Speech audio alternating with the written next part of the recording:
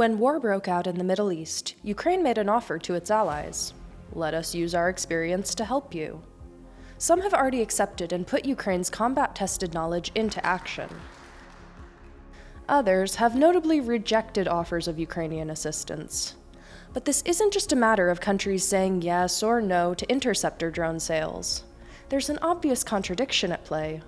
Why would a country at war involve itself, however tangentially, in another war? I'm Belokur, reporting to you from Kyiv, and this week we're going to look at how Ukraine is moving in the context of the war in the Middle East, where it's forging alliances, where it's being frosted out, and most importantly, what it stands to gain.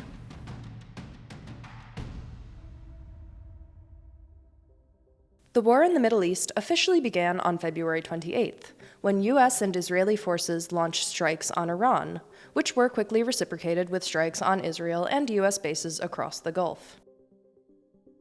The very next day, headlines appeared about President Zelensky offering allies Ukraine's tried and tested expertise in air defense.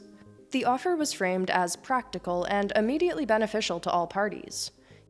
Ukraine has spent years defending itself against Iranian-designed drones being used in the Middle East. From those years, Ukraine has an incomparable wealth of knowledge of what does and doesn't work in practice when one is actually under attack. Even for countries with more resources and weapons than Ukraine, there isn't a substitute for first-hand experience when it comes to implementing the layered defense systems needed to ward off drones. By mid-March, Zelensky reported that 11 countries had expressed interest in buying Ukrainian interceptor drones. Ladies and gentlemen, right now, there are 201 Ukrainians in the Middle East and Gulf region, and another 34 are ready to deploy. These are military experts who know how to help, how to defend against Shahid drones. Our teams are already in the Emirates, Qatar, Saudi Arabia, and on the way to Kuwait. We are working with several other countries. Agreements are already in place. We do not want this terror of the Iranian regime against its neighbors to succeed. And I sent these military experts at the request of our partners, including the United States. In fact, this is a part of drone deal we proposed to the United States, which we worked on together and which is still on the table. At the same time, Kyiv positioned itself as able to address a broader problem, stabilizing global trade routes. And if you remember from our recent episode about Russian oil, there's a strong argument to be made that Russia is one of the main economic beneficiaries of prolonged disrupted shipping from Gulf states. And Ukraine certainly does know the challenges of keeping maritime routes open during war.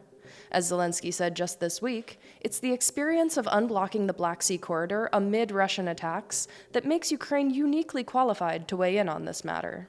Not all have been quick to accept Ukraine's help, but the most outright and jarring rejection of help, predictably or unpredictably, came from Washington. As U.S. President Donald Trump repeatedly called for allies to do everything in their power to reopen the blocked Strait of Hormuz, he also said in an interview on March 14th that America doesn't need Ukraine's help. No, we don't need the help in drone defense. No, we do. We know more about drones than anybody. We have the best drones in the world, actually. He then reportedly threatened to halt aid to Ukraine if European partners didn't contribute more towards reopening the Strait of Hormuz. This went over very, very badly here. You have Ukraine, a country that has developed some of the most innovative drone systems in the world while under active attack from a much larger invader. And then you have Trump invalidating that hard-won expertise while also dismissing Ukraine's suitability as a strategic partner. I won't go on about this point for too long, but I will say that Ukraine has withstood a lot of insults, jokes, and threats from Trump and his followers, most centering on the idea that Ukraine is a corrupt beggar intent on taking everything it possibly can from America. And to say that a country is greedily begging for a handout, but then also to reject that country's attempts to engage in partnerships, is to say that no matter what Ukraine does, it will be the object of contempt in Trump's eyes.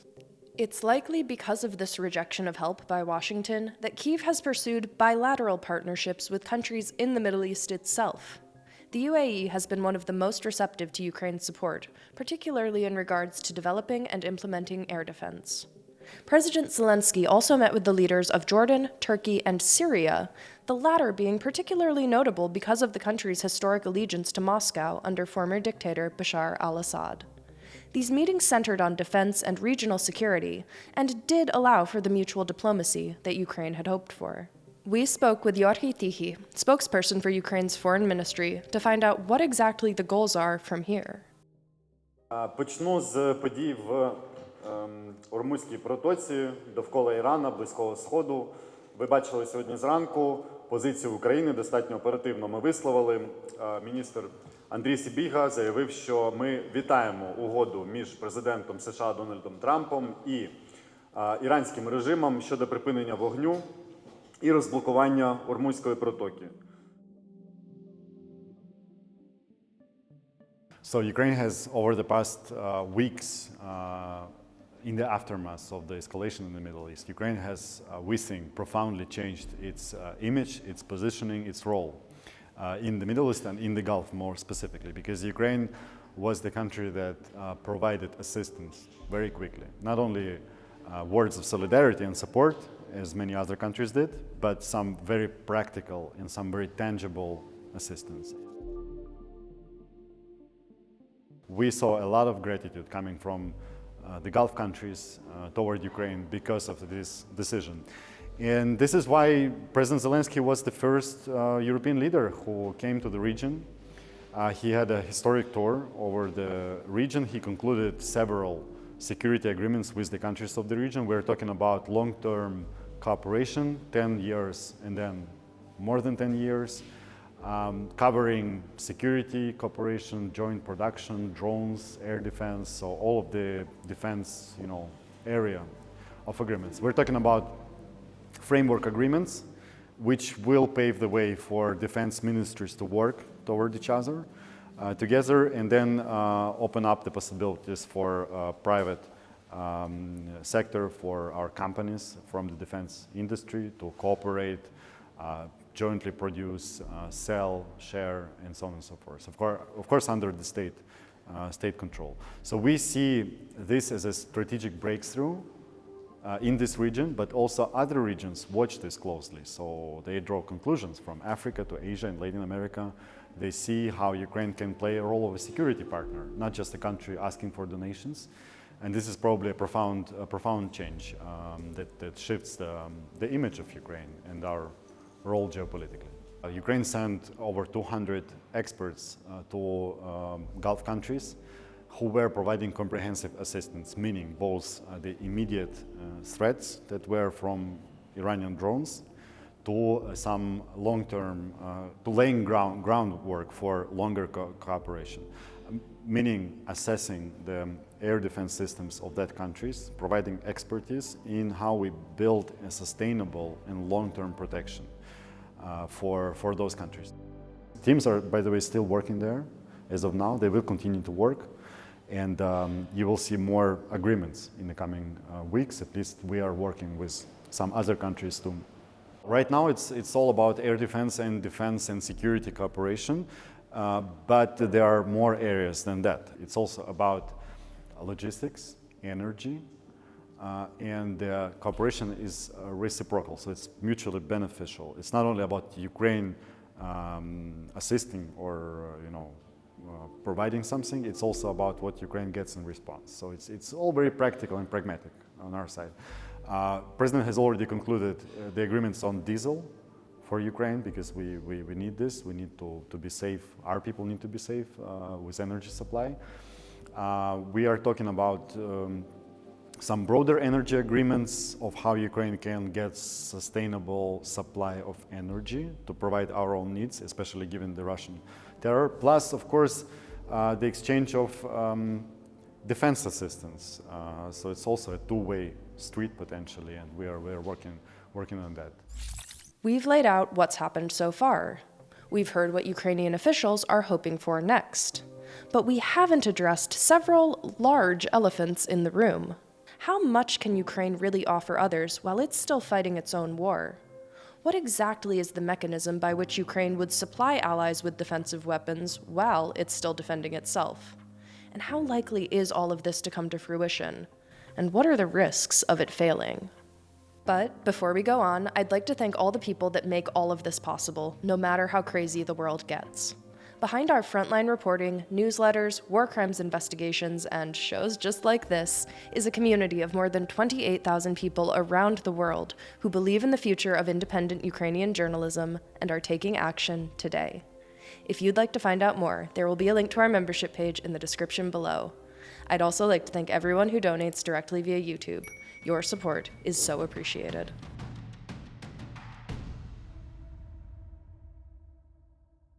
If we give allies the benefit of the doubt, there does seem to be an inherent contradiction in a country experiencing prolonged invasion, then offering to get involved, even tangentially, in another war. So let's get down to it. Why Ukraine? Ukraine has one of the most experienced militaries in the world today.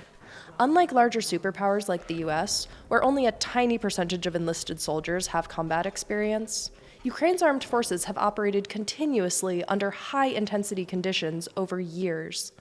And within those conditions, they've developed innovative systems of warfare. And I say systems, not weapons, because defense is multi-layered and includes everything from individual drones to electronic warfare systems to decentralized chains of command. And these are systems to be taught and integrated across militaries, not just weapons to be sold.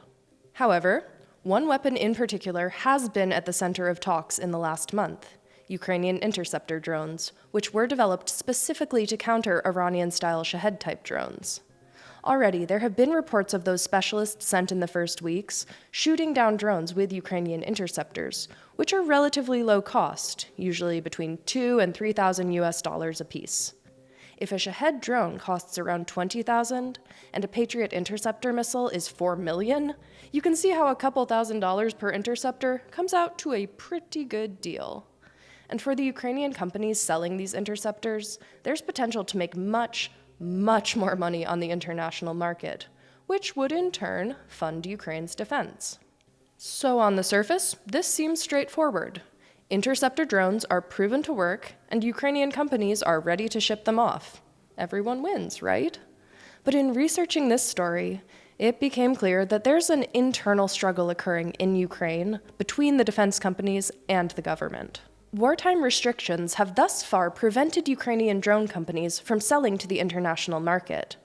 If it's been made in Ukraine in the last 4 years, it's stayed in Ukraine for the most part. And you can see the logic of not exporting essential weaponry, but it comes with the double-edged sword that Ukrainian defense companies can't sell their tech when it's the hottest, because as soon as a new weapon exists, competitors are going to try to copy it. You can see why the blanket ban on exports has been frustrating for Ukraine, which has the technology to sell and needs the funding that sales would bring. But at this time, that ban still stands. Ukrainian companies still can't just sell interceptor drones to the highest bidder. Although no companies have been directly named in the media, a report by the BBC claimed that 2 major Ukrainian interceptor drone manufacturers have applied for exemption from the ban, and that their cases have sat pending for weeks. Other companies claim to have dropped out of business negotiations after receiving letters from Ukraine's State Security Service in early March, warning of criminal charges for disobeying the export ban. In this way, we can understand President Zelensky to be talking out of both sides of his mouth to a certain degree. He's stating that he wants allies to buy Ukrainian interceptors, giving the impression that Ukrainian defense companies are ready to sell, when that's categorically not the case. On the one hand, yes, this doesn't bode well for the growth of Ukrainian defense companies who are seeing a very narrow window of opportunity close as other competitors rush in. But to look at the other hand, the government's hesitance to open up the defense market can be read as measured caution. If an ally were to buy from a Ukrainian company and then have that purchased weapon malfunction on the battlefield, or otherwise have a bad experience that undermined trust in Ukraine as a partner, that would be more catastrophic diplomatically than not selling the weapons at all. Ukraine doesn't just need to cut deals as fast as possible, it needs deals to form the basis of long-lasting, trust-based relationships. The stakes here are high for all parties, and we have to remember we're talking about lethal weapons. It's not just about sales, but also how and where they're used. There's a ton of liability involved at literally every point in the process, something that Ukraine is acutely aware of. But likewise, by holding back even the biggest companies from selling, Ukraine is risking being cut out of the process altogether, in a field that it pioneered. To tell us a little bit more about this, I'm joined by Katarina Mahalko, Managing Director of the Association of European Drone Manufacturers.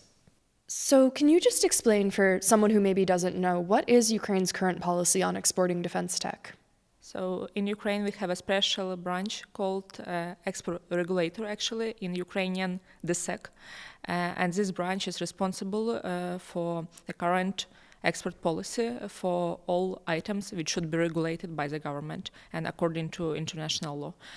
And also we have a special commission which includes different representatives, such as from special services, armed forces of Ukraine, also MOD, etc. And when it's specific case, this commission could make a conclusion whether this item or arm should be allowed to export to other countries.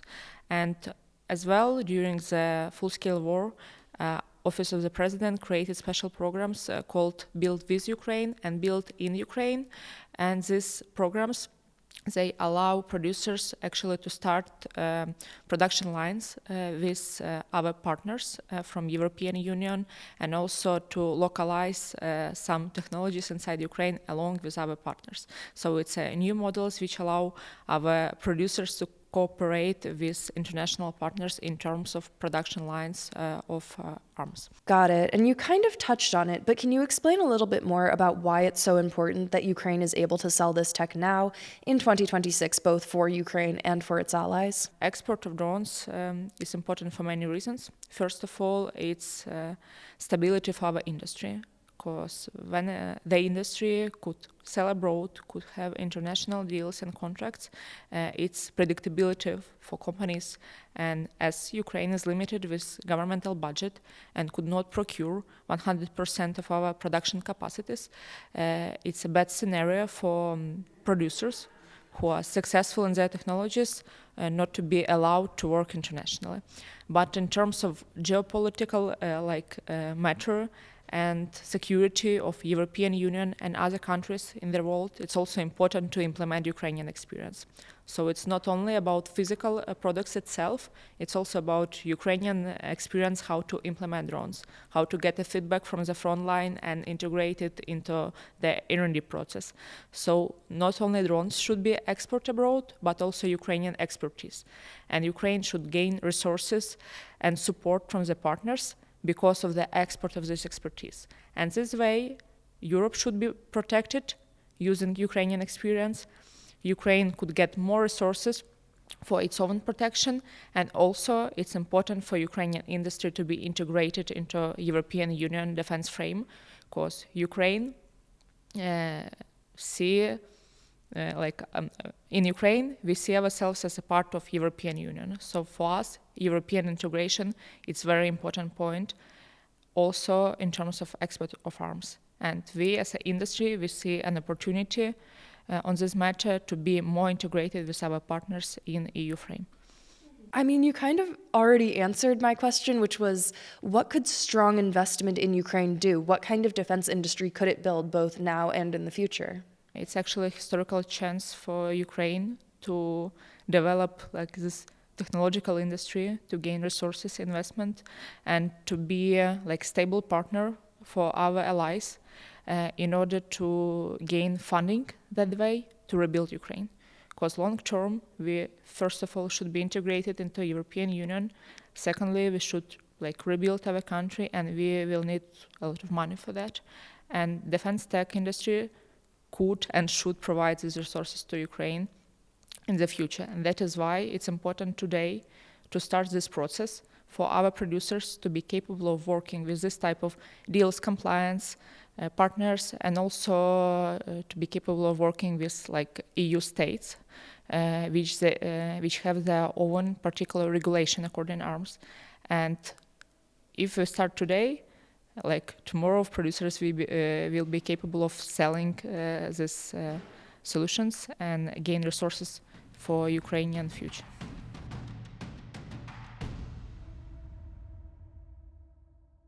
In discussing the practicalities and limitations of Ukraine's involvement in the Middle East, we've moved away from the sentiment behind it. So let's circle back to why Ukraine is doing this at all, when there's certainly plenty of war to be had at home. If Ukraine were able to build lasting partnerships and profit economically from exporting to countries involved in the new war, how could it change the status quo at this point in Russia's war? I think it was pretty clear in the last section, but there's a lot of money to be made in defense tech, and Ukraine needs money. Badly. Defense exports and partnerships can sustain and expand the wartime economy, and would pave the way towards growth in other markets like East Asia. Taiwan, perhaps unsurprisingly, is a strong potential buyer for Ukrainian air defense. Diversification and partnerships with wealthier countries would give Ukraine further funding, access to advanced components, and shared know-how. The best-case scenario is a strengthened Ukrainian defense industry that exists in a cycle of mutual reinforcement with partners. Ukraine needs to hold on until a lasting ceasefire is reached, and then rebuild afterwards. And I cannot overstate how much foreign investment matters on both counts. Politically, Ukraine is diversifying its friends, signaling a desire to show itself independent of rote alliances or blocs. Improved relationships with the UAE, Turkey, Syria, and others carries weight when it comes to Ukraine's position on the geopolitical stage. And especially by taking the lead in the last month, Ukraine is countering the Russian propaganda narrative that it's weak and needy. On the contrary, it's an actor for global stability. When, and who knows when, peace talks resume, Ukraine can't be accused of failing to answer its allies' calls for help. But there's also potential for fallout in the other direction, that Ukraine's offers to help can be framed as involvement. Iran has already accused Ukraine of complicity in the war, which Kyiv fully denies.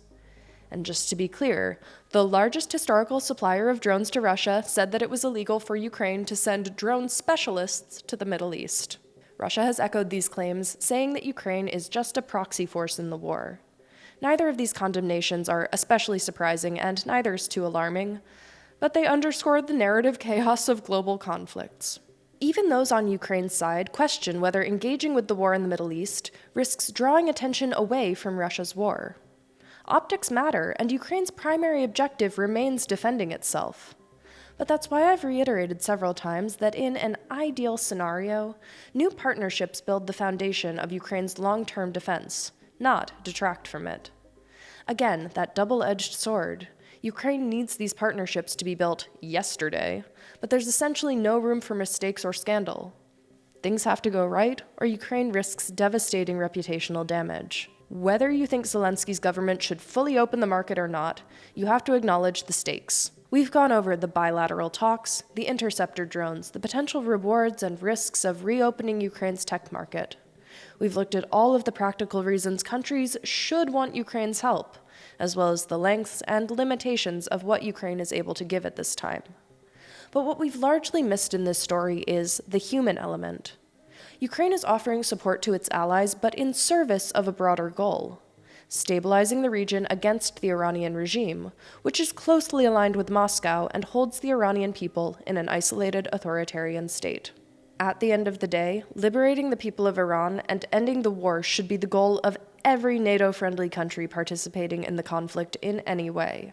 We actually spoke with someone who has a stake in both Iran and Ukraine, who understands both conflicts from the inside out.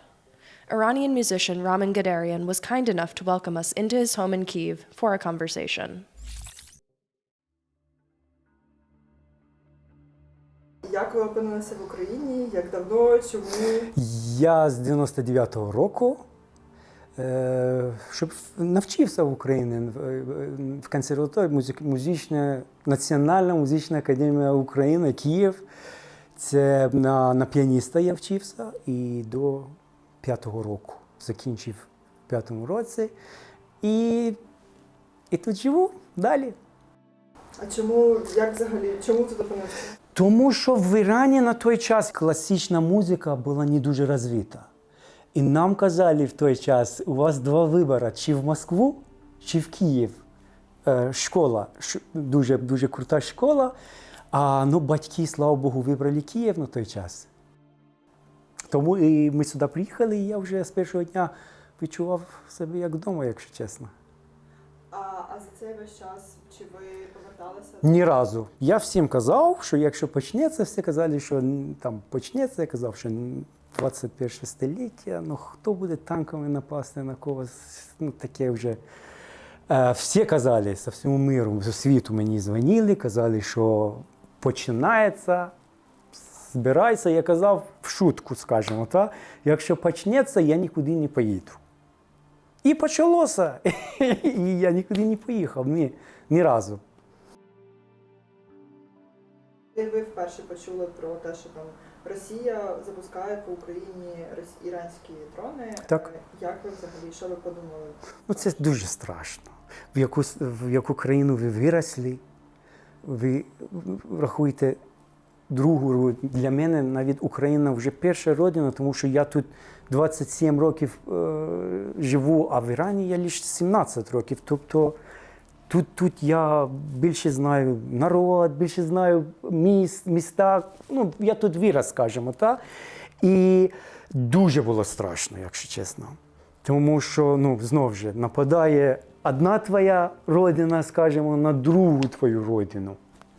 Грубо говоря. Це дуже було страшно. Дуже страшні часи. Чисто морально. Чисто морально. І досі вона, там, як бачите, не тільки вже з України, і весь світ вже відчуває. Тоді вони всі мовчали. Тоді вони всі мовчали, а зараз вони вже приймають ті шахеди. Це помилка, яку вони робили досі. З Ісламською республікою вони питались домовитись. А з такими диктатурними схемами ти не можеш домовитись. Ніяк не можна домовитися. Не можна. Був з першого дня на бок України і далі тримався. Тобто, якщо вже хтось, друг мого врага, це вже мій друг, мій враг, точніше. І це дуже тяжко, розумієте? Ви вже живете в таку країну, скажімо, виросли, ви працюєте, вас знають, ви людей знаєте, і тут ви на секунду становитесь на рівне ворога, плюс-мінус. Це дуже тяжко, якщо чесно. В останні дні обговорюють активно можливість допомоги країнам Перської затоки від України, тобто, щоб Дай Боже. Спеціалістів надіслати або там переймати всі українські знання щодо там збиття дронів, ППО, тому подібного.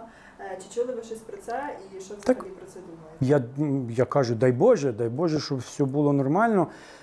Змогли допомогти, як Україна змогла допомогти, як. Кажу, мені дуже боляче, то що коли з'явилися ці шахеди і з'явилася та допомога, це вже 3,5 роки. Всі мовчали. А зараз от вже проблема почалась. Будто от цих шахедів до сих пор не було, знаєте, на Україну вони кожен вечір по 100-200 не запускали, а от сьогодні і з'явилося. Розумієте? Це дуже боляче. Ну, це політика, чи не знаю, як це називається, але ну, це дуже неправильно, це дуже боляче. І хай допоможуть, і хай відчувають мир. Відчуває, що Україна відчула. Я не знаю, це ж знову ж політики, вони рішають, як в Венесуелі, вони ж систему не міняли, по суті. Це вже їм рішати, але якщо вони навіть систему не міняють, їх поміняють, це вже дуже добре. Щоб народ якось дихав нормально. У них нема елементарної свободи. Я вам кажу, коли ти не можеш навіть по телефону з батьками говорити, ну, це мінімальна, напевно, то, що мінімальна свобода. То, що жінки не можуть ходити, як вони хочуть, це мінімальна свобода, яка нема. Нема просто. Надіюся, що чи їх міняють, чи їх успокаюють. Буде там міжнародне право людини, наконець-то. Іран дуже багата країна.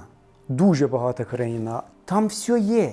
Там гарна країна, там народ дуже, це не то, що ви бачите пропаганду Ісламську республіку, народ абсолютно сильно, народ відрізняється від тих ісламістів, які вже 47 років керують країною. Там тільки не вистачає свободи, тільки не вистачає свободи. Але за слово свободи, то дуже багато. Тобто, де йти до тої свободи, це путь длинний. Whether the ceasefire holds or hostilities flare back up, conflict in the Middle East is far from over. And it certainly won't be the last war of its kind. Whether to the Gulf states now, or Estonia or Taiwan in the future, Ukraine has a lot to offer in terms of defense and support. It's imperative that the Ukrainian government seizes the correct moment to capitalize on opportunities, something that one could argue they've not succeeded at terribly well in the defense sector so far. Ultimately, Ukraine's credibility will depend on whether it can put its ambition into practice in a timely and efficient way. If it succeeds, it has the potential to reframe Ukraine as a capable ally ready to help others. If the effort fails, it reinforces the propagandistic stereotypes Ukraine is trying to move past: weak, corrupt, dependent. Either way, it's clear that Ukraine needs to continue to be proactive, to initiate talks, to pursue deals, to build concrete mechanisms for growth and investment. Ukraine takes war extremely seriously, in a way that few Western counterparts do. And for that reason, it must take its role just as seriously.